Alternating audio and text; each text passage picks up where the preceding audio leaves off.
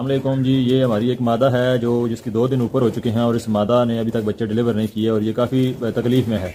तो इसको हम आज इंजेक्शन लगाने लगे हैं ऑक्सीटोसिन, और इसको हम खुद से बच्चे इसके डिलीवर करवाएंगे और वो तरीका आपको भी सिखाएंगे। ये ऑक्सीटोसिन का इंजेक्शन है और इसको हम सिर्फ जो है वो 3 पॉइंट जो है वो इसके गोश्त में लगाने लगे हैं, ठीक है। और गोश्त में इंजेक्शन जो है वो इसकी पिछली थाई में लगाया जाता है। ये हमने इसको लगा दिया है। इंजेक्शन लगाने के बाद आपने फ़ौरन जो है वो मादा को उसके पिंजरे में छोड़ना है, क्योंकि एग्जैक्ट 5 से 7 मिनट के बाद इसने बच्चे डिलीवर करने हैं। ये देखिए मादा ने अभी बच्चे जो है वो डिलीवर कर दिए हैं। कि अगर कोई मादा बच्चे देना में तकलीफ का सामना हो उसको, तो उसको इंजेक्शन लगा के डब्बे के अंदर बिठा दें।